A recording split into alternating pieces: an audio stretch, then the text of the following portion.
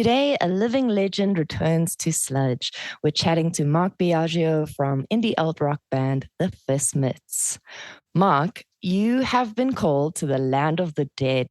Your mission is to assemble the greatest band for one epic show. Who do you resurrect? The whole band or individuals? Individuals. You can select any player to be, on drums, guitar, anything. Well, it's going to have Joe Strummer in it, for sure. Probably John Bonham on drums. Who would I have on bass? All the good bass players are still alive. No, I don't know a bass player that I would put in there. I'm thinking all the good bass players are alive. Is that good enough? That's good enough. We can take someone from the living and put them on bass if you like. Who would you choose?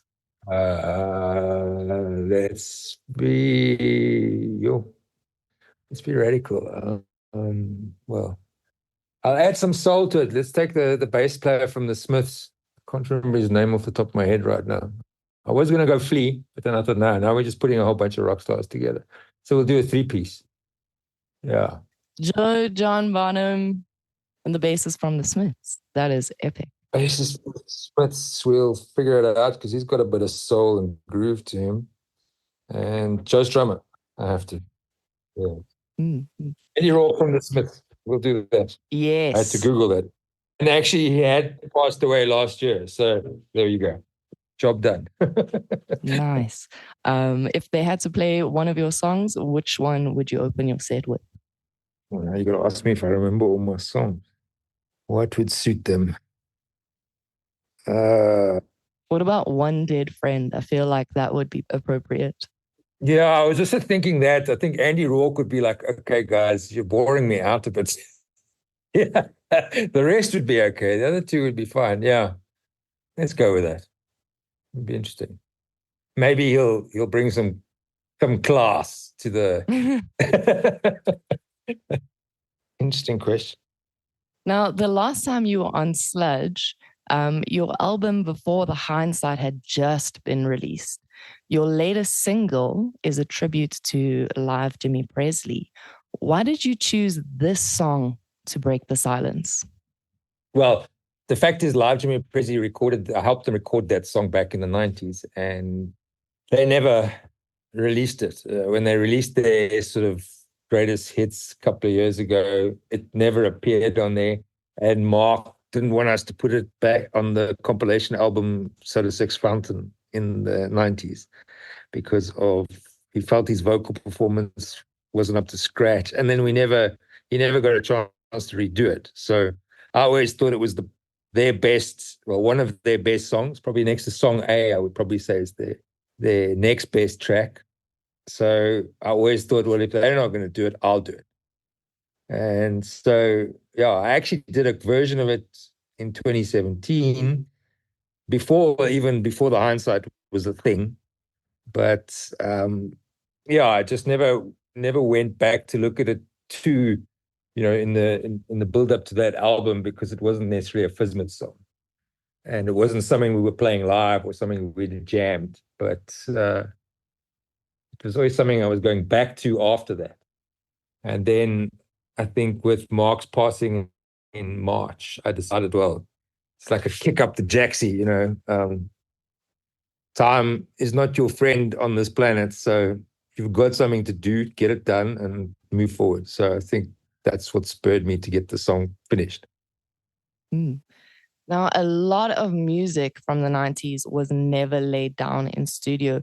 You've expressed like a sense of heartache that some of these things are just absolutely lost to time. Do you think that we should sort of go through an era of digging these things up and maybe remastering or just finding a way to get them out in a way that they could never have been before? Yeah, I do think there's two scenarios. I think there's songs that never got recorded necessarily or were recorded, but are not in a shape to be released. They're sitting on a dusty cassette or on a DAT that's got digital distortion on it because it's so old. So those sort of need to be maybe revisited and even reinterpreted. It's a good story. I've learned that from the Halen track. It's kind of revisiting and reinterpreting it is also kind of cool. But then there are quite a few things that I think should be remastered and brought back. Some of them don't even have to be remastered. I mean, there were some great albums and some great tracks that were done in that period. That should have seen the light of day and should have maybe been a little bit bigger than what the songs deserved, in my opinion. There was also a lot of rubbish at the time too, but that's the music industry. So your mission when you were working with Mark was to bring some of the unsigned bands into studio and get their music out. If we were to reboot those sessions, who would you feature on a compilation album if you released a contemporary volume? What do you mean? So take some of those recordings and did like a Soda Sex Lost and Found kind of thing? Yeah. Well, of the bands that sort of, remember, so we were in the B leagues, or the C leagues at that time. So it was really the unsigned bands. There were a lot of signed bands that also had some songs that should have been bigger. But if I look at sort of like the B and C leagues of guys that weren't signed to any label or didn't have money to put out an independent kind of thing, I mean, obviously, Live Jimi Presley would have been there. They were my number one. There was a band called Free Taxi that were just phenomenal out of Durban. There was they did an album under a different name afterwards, but it's the band called Biscuits out of Johannesburg, which is sort of the bass player for Jeremy Loops, his previous band back in the 90s. The Otim brothers and cousins, I mean, they were just off the charts ridiculous. They were really good. Who else from that era? There was the band 10 Drops of Valium that also appeared on Soda Sex, but their first demo was just really good that they did at B Sharp Studios. Very chilled sort of emo stuff, but it was very, very good. Those are the ones off the top of my head. I would have to dig. There was a band called Machines of Joy, 3 Portuguese guys that were probably, they would be number one, actually, or maybe number two, right after Live Jimi Presley. They were just incredibly good in the studio. Never translated live, but they were incredibly good in the studio. Those are the ones off the top of my head. I would be so keen to hear a comp album like that. What should today's musicians revive from the 90s music scene? I don't know if you can bring back anything. I think that's, if I've been listening to a couple of podcasts like Benji Moody, and he's been talking about it, and he kind of, they seem to harp back to the glory days of the late 80s and 90s, and they're trying to understand why the scene doesn't have a uniqueness now that it had then.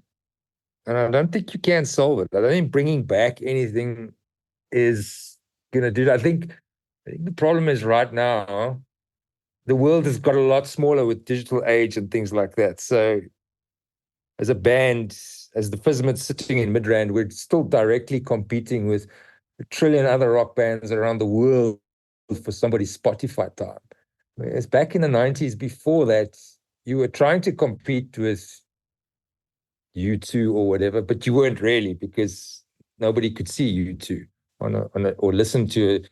You had to find a mate who had the CDs or whatever the case may be. So you were very much local. You were competing on a neighborhood level and creating a neighborhood scene. And hence why in the 90s you had the Seaweed guys in Pietermaritzburg pulling the Durban and Pietermaritzburg scene together. You had Sound Action in Cape Town pulling the Cape Townians together. And Ernesto was doing his thing, producing those bands. And then they would send each other demos, and then they would include each other's stuff. And you created the scene out of what was happening. I mean, even at one point, the Vol Triangle had a big scene going. And that's where Zeppelin sort of came out, that nightclub. So it stems out of being local. And I don't think we have enough local presence or local venues. So I don't think you can bring anything back. So what happened in the 90s stays in the 90s. We have to make something new for this time. Yeah, I think if there's something that can be done to relive, or not necessarily relive, I think, so reignite some form of a thing. You know, I mean, in the 90s, how did you measure progress? You counted the number of people that were at the previous gig relative to the current gig. Um, now you're looking at how many streams you've got. You're counting how many followers you've got. It's bigger and intimidating. So how you could make that equation a little smaller and bring it more closer to home would be a great idea, but I don't think it can be. I don't think you can suddenly take all the streaming platforms down and make us all go buy records anymore. It would be too expensive, but I don't think you could do that. Is that something that sort of gets to you, like having to go with this algorithmic like deadline, whereas you would have maybe otherwise hold on to your songs for a little bit longer? Because we seem to sort of have lost the demo phase. So do you think that musicians should maybe be a little bit more patient or give their stuff a little bit more breathing time before they actually put it out? Yeah, I mean, I think if you're saying it's too easy to go from nothing to Apple Music, yes. I do think the natural filter is not there. The amount of effort that was required to get your music heard took a lot more.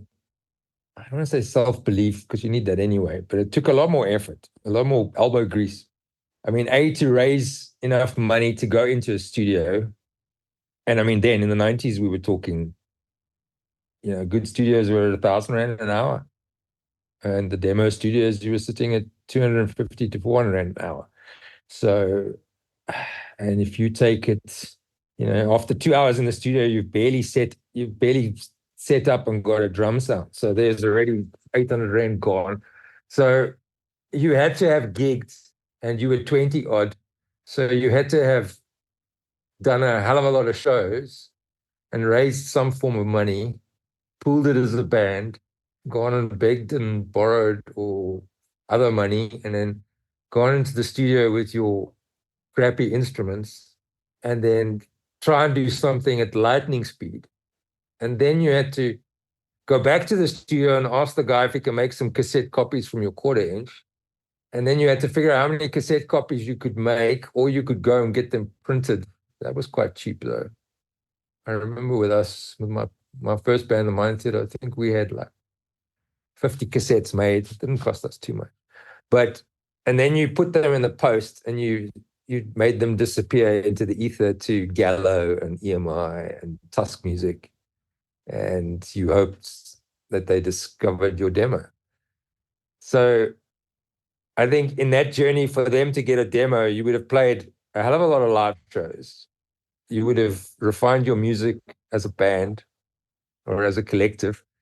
The band would have probably gone through 3 breakups or whatever the case may be to get to its current iteration. So, yeah, I think it's like a lens or a filter on the quality, and it keeps narrowing down and improves the quality over time to the point where you get something to release. I think now, I mean, if we look at Halen, I mean, I did Halen practically all by myself in my little studio at my house on my MacBook with some speakers and a couple of microphones and some cool software, and that's still playing most of the stuff live, but I could have put down samples. I could have done anything. And then I could have not even asked anybody what they thought of it before I tried to put it out. I could have just put it out and then gone and then tried to do something. So I think is a frustration for me. I call it space junk. There is a lot of space junk out there. When you put a track into Apple Music or Spotify, whatever the case may be, there is just so many other tracks in there that, I mean, how do you make your track pop amongst a plethora of other stuff that is good? And there is some amazing stuff out there, but there's also just a lot of other cats that are just very good at marketing compared to, say, me. So I think it's a different game. I think I understood the hard work game. I understand, being an old guy, I understand hard work and elbow grease. I don't necessarily understand this new age of music. I don't know how new it is anymore, but I don't necessarily understand how to make it pop.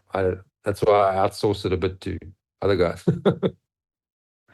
When it comes to your current iteration, you've said that due to life, love, and pandemics, the Fismits have recently shifted from a three-piece to a solo project. You've said that you worked on Halen all by yourself. So how is that changing the music from the Fismits going forward?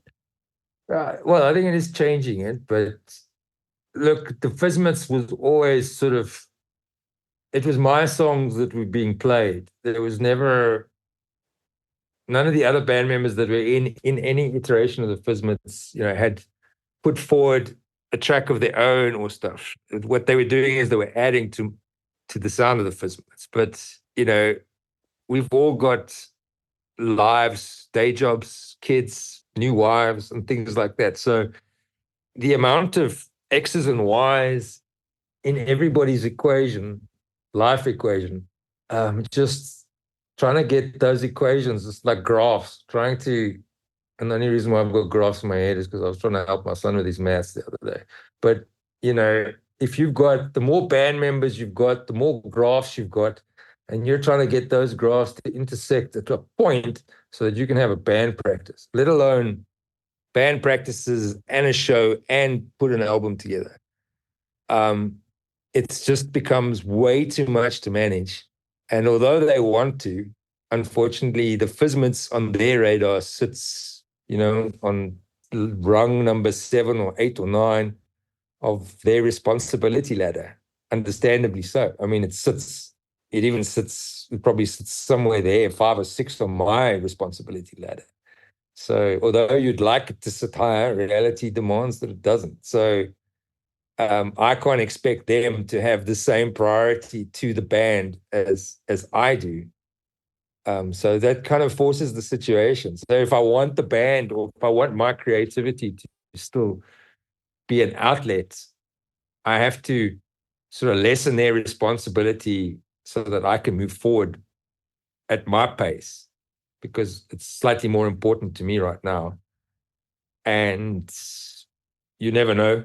The equations could all sort of line up later down with a situation or whatever the case may be, and it might well move away from a more of a solo project to back to a band again. There's nothing better than being a band. There's nothing better than a bunch of creatives coming up in a room and magic just happens. It's very frustrating sometimes when you can hear something that the bass player should be playing, and you know that any bass player worth his salt that I would gladly have in my band would have been able to smack that thing in 30 seconds, and I'm trying to smack that part 3 hours later. So that's frustrating, but it's still less effort than trying to get 3 people in a room, never mind 4 or 5 people in a room. So I don't know how these bands do it that have day jobs and wives and kids, where the band is maybe responsibility number 6 or 7 on the list. It takes a lot of effort. Does this mean that you are adapting your current songs for a solo show, or would you prefer to get players to join you for a set? Yeah, I would definitely prefer to get players for a solo set.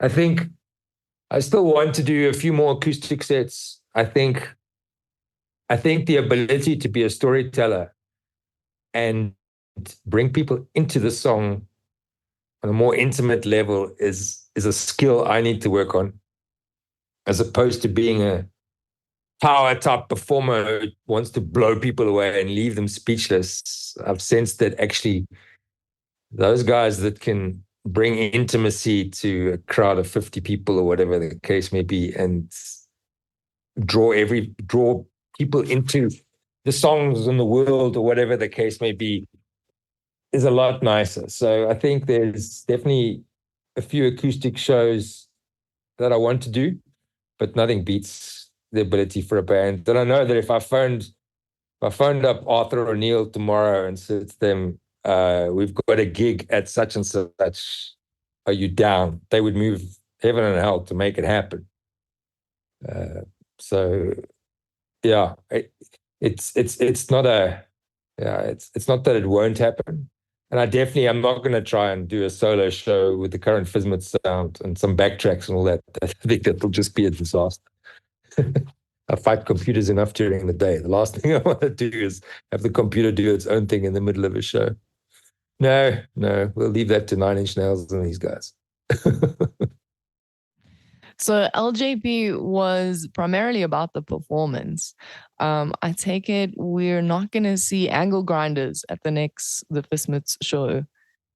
Maybe something a little more subdued. Yeah, I never thought of that. It's, you put the angle grinder on the track just to like, okay, pay homage to the fact. I mean, you never know. I would need somebody to play the angle grinder though, which is a problem. Let's see. I don't know. I don't think so. I mean, I'm not going to put the aesthetic on the Fismits. Fismits is not live Jimi Presley. And live Jimi Presley were doing that thing way before anybody else was doing it. So if it did happen, it would only be on that one song just for kicks. I think just to maybe let somebody else in the audience experience what it's like to stand in front of an angle grinder with sparks hitting you in the face. I don't know. I know creating a different version of a song is already tricky, but when it's a tribute, the stakes are a little bit higher. So what makes a good tribute? I don't know the answer to that question, but I can tell you it didn't start out as a tribute. I think it started out, like I said in the beginning, it started out with me wanting, with the frustration of a good song that should have been released. And I liked my version of it, or I liked the possibility of where it was going. And then I just followed like I would do any other song. I followed the song that was in my head.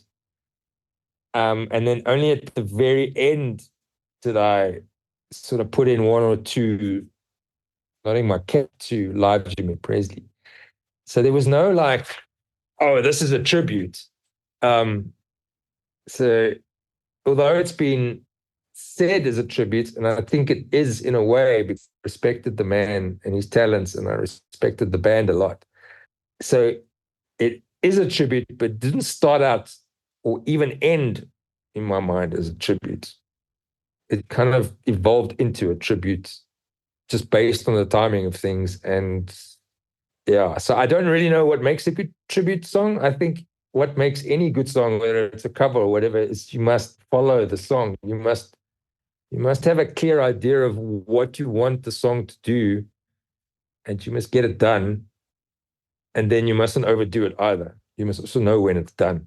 So I don't think it necessarily applies to a tribute necessarily. I mean, there's some great covers of bands' songs that sound nothing like the original, and the original is good. So I don't think there are rules.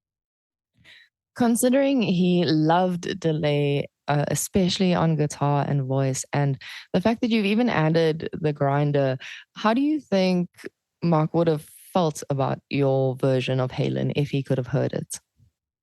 I don't know.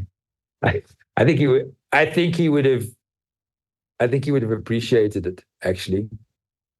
But Mark was a very guarded character. So even though he loved something, I don't necessarily think he would have necessarily said to me, hey, Mark, 10 out of 10, that was absolutely brilliant, or whatever the case may be. He probably would have given me something that's a sentence or two that I would have like looked at and, like, is that a compliment or is that an insult? You get those super bright people that you're just never quite sure. And he was definitely in that, he had that ability of walking in that gap quite well, and he used it very often. So I think you have to be confident And what he would have appreciated, probably what he would have wanted to see is that artistically I was confident with what I did, and I was happy with what I did, and I was true to the way I wanted to do it. He would have judged me according to that. But he wouldn't have said that out loud. I don't necessarily think so. So whether he actually liked it or not, I don't know. I mean, you're talking about a guy who had such crazy tastes. I mean, he used to love bands like The House of Love, which I love. And then, he was also a complete Neil Young freak and a whole bunch of other things. And then bands you would have thought that he would have liked, in the sort of more alternative industrial space, he just looked at you and says, no, they're just rubbish. So you never quite knew where Mark was. You've mentioned being a punk at heart. And to me, at least, your repertoire has gotten a little bit broodier over time.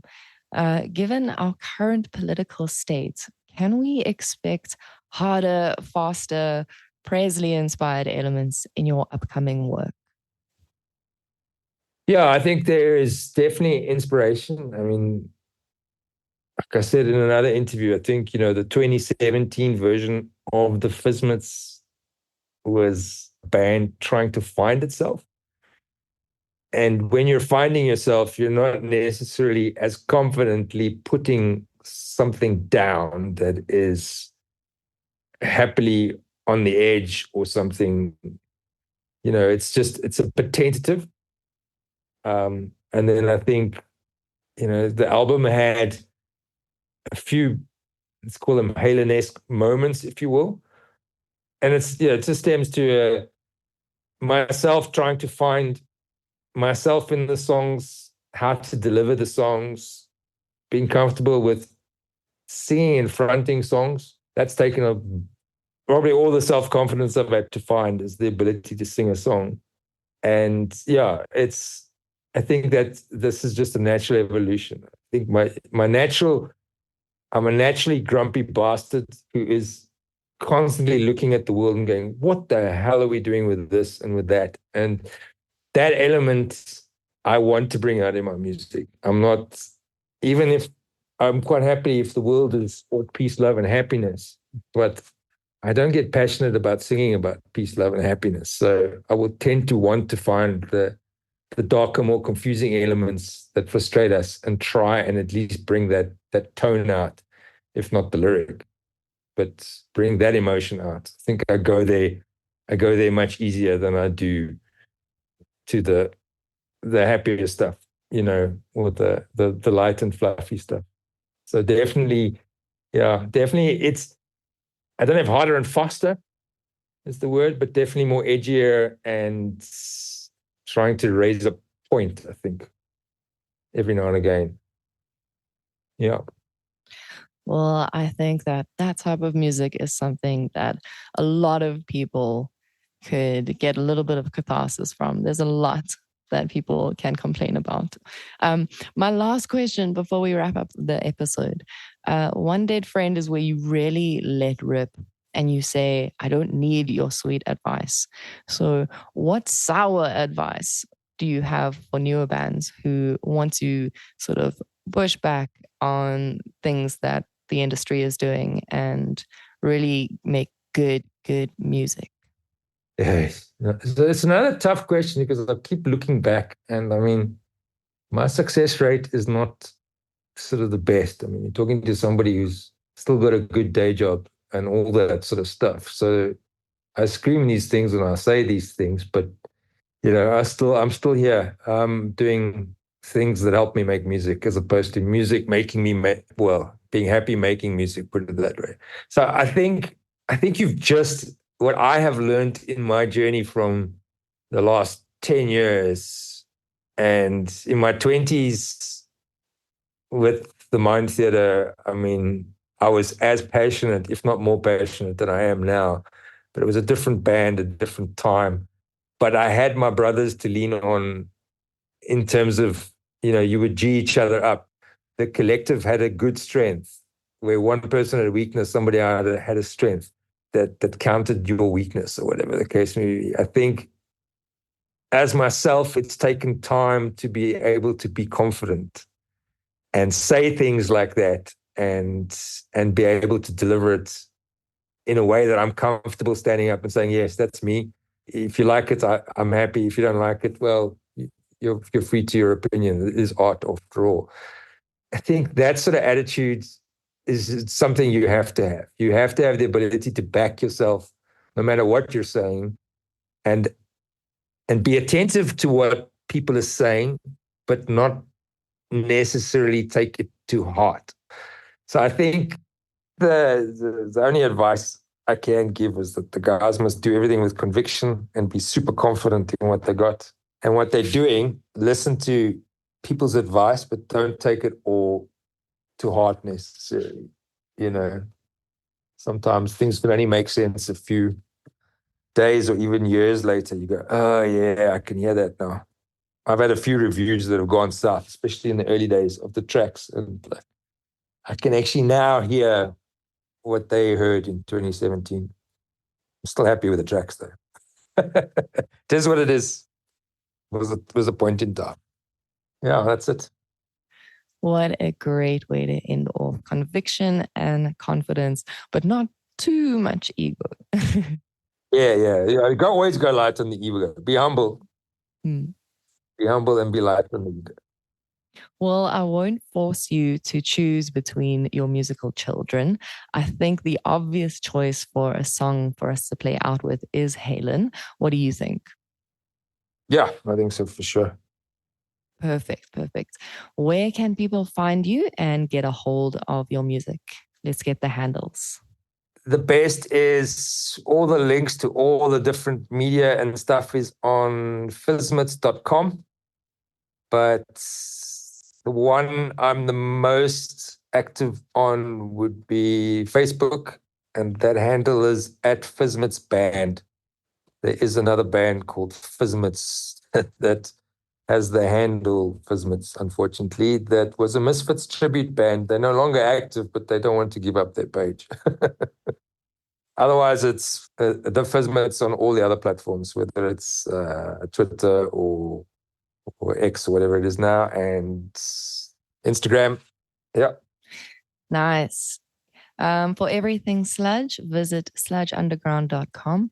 Discover your new favorite local artist and keep up with the scene. Maybe get yourself some merch for the next Fismits show. Mark, it's been so rad. Thank you for letting us catch up. It is always a pleasure. Thank you. Thank you for having me. Thank you, everyone, for listening. This is Halen by the Fismits.